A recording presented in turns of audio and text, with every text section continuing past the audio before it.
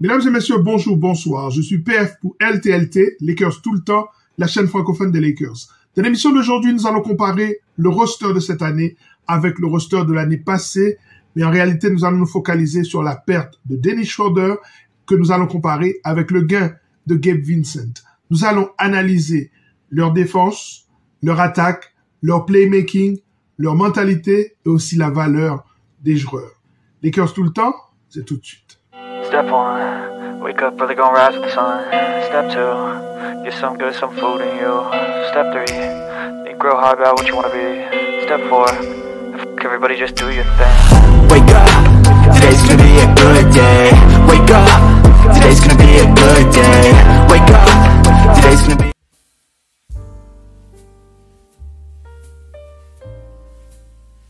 Au niveau de la comparaison de leur défense, si on considère le man-to-man, je dirais que ici il y a plutôt égalité. Parce que ce sont deux joueurs qui sont capables de bien défendre en man-to-man, bien que leur style est différent. Le style de Dennis Schroeder, c'est faire un pressing tout-terrain et utiliser ses longs bras pour travailler dans les lignes de passe, alors que Gabe Vincent, il est beaucoup plus stable sur ses appuis, il met bien son corps en opposition, il ralentit le jeu de l'adversaire. Les deux joueurs sont très intéressants en team defense, mais Vincent a un petit avantage sur Dennis dans ce secteur-là. Au niveau de la taille, Gabe Vincent fait 1m91 pour 1m85 à Dennis Schroeder. C'est un tout petit avantage à Gabe Vincent. D'une manière générale, je dirais qu'au niveau défensif, les Lakers n'ont pas énormément perdu dans l'échange puisque au final, ce sont deux joueurs qui sont capables de ralentir les attaquants. Je dirais que c'est plutôt égalité entre les deux joueurs, bien qu'il y ait une petite différence au niveau du style.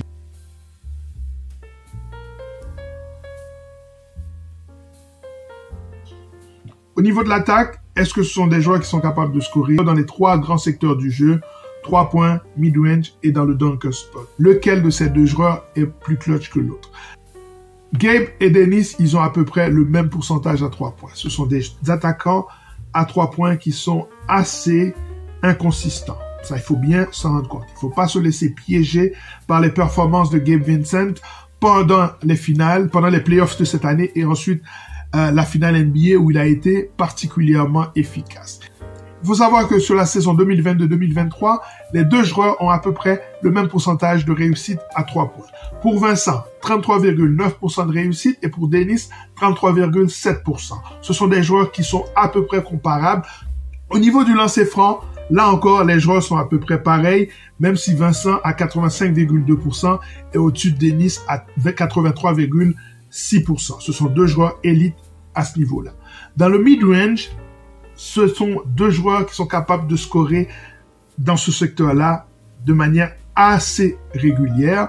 Je dirais que je donnerai un tout petit avantage à Dennis Schroeder dans ce domaine-là puisque son tir au mid-range est beaucoup plus efficace que celui de Gabe Vincent.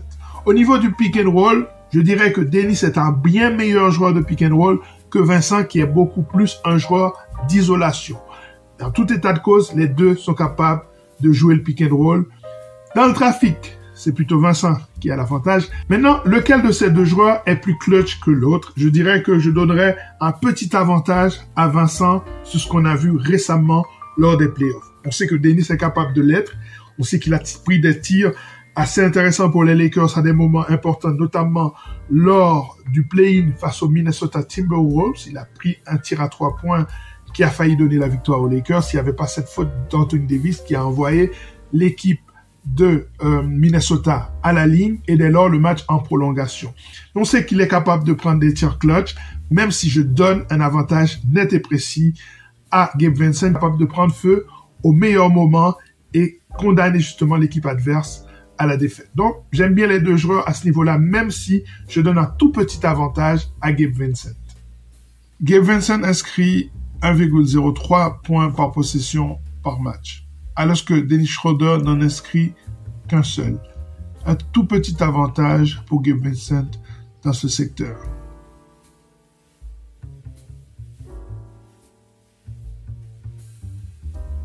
Au niveau du playmaking, je considère 4 choses. Les passes décisives, les pertes de balles, la capacité à créer pour soi, et donc la capacité à créer pour les autres. Au niveau des passes décisives, ce sont les chiffres. Vincent, 2,1 passes décisives par match. Dennis, 4,5 passes décisives par match. Je dirais qu'au niveau statistique, c'est supériorité Dennis. Au niveau perte de balles, c'est à peu près la même chose. 1,4 perte de balles par match pour Vincent, 1,7 perte de balles pour Dennis Schroeder.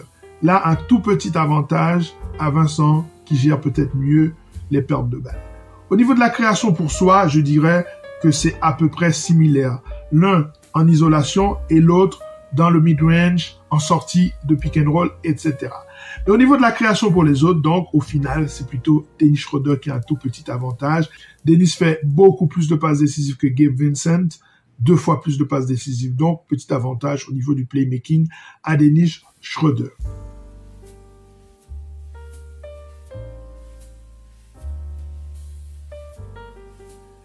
Au niveau de la mentalité, je vais considérer la disponibilité des joueurs puisque on a beau être un excellent joueur, si on n'est pas disponible, on ne peut rien apporter à son équipe. La disponibilité est la meilleure aptitude qu'on puisse avoir. Demandez à Anthony Davis. Ensuite, je considère le leadership, la compétitivité et la combativité. Au niveau de la disponibilité, Dennis Schroeder a joué 66 matchs pendant la saison régulière, plus les 16 matchs des playoffs. Parfois, il a joué blessé. Il y a eu des moments où il a eu une petite entorse, mais il a quand même tenu sa place. C'est un joueur assez endurant, mais on sait qu'il a commencé la saison sur la liste des blessés.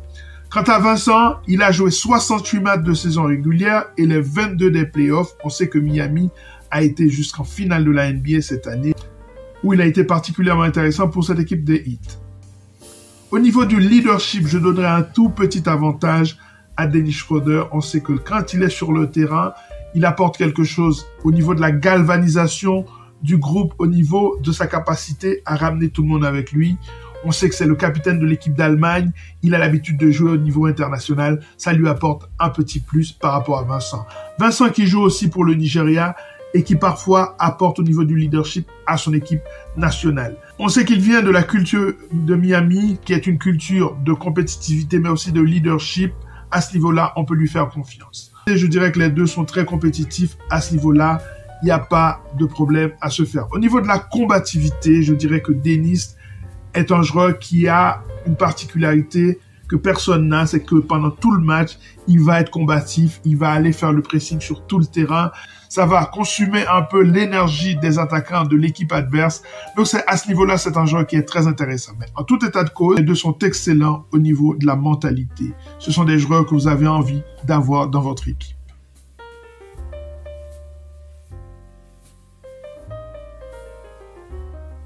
Bien évidemment, je ne pouvais pas partir sans faire une comparaison au niveau de la valeur des deux joueurs. Pour parler de la valeur des deux joueurs, il faut d'abord parler de l'âge de ces deux joueurs. À quel stade sont-ils dans leur carrière? Ensuite, il faut comparer leurs contrats. Dennis Schroeder a signé pour 2 ans 26 millions de dollars, soit 13 millions de dollars l'année, alors que Gabe Vincent a signé pour 33 millions de dollars sur 3 ans à 11 millions de dollars l'année. Dans les deux cas, les deux joueurs ont une player option sur la dernière année. Ça veut dire que l'année prochaine déjà, Dennis Schroeder peut se retrouver sur le marché des free agents. La même chose pour Vincent, mais pour l'année d'après, puisqu'il a signé pour 3 ans. En tout état de cause, si on considère le montant sur l'année, Vincent est moins cher que Dennis Schroeder. Dès lors, je pense que le choix était tout à fait logique. D'autant plus que si on prend l'âge des joueurs, Vincent a 27 ans et Dennis a déjà 29 ans, il va aller sur ses 30 ans. Donc, les Lakers ont aussi fait un pari sur l'avenir.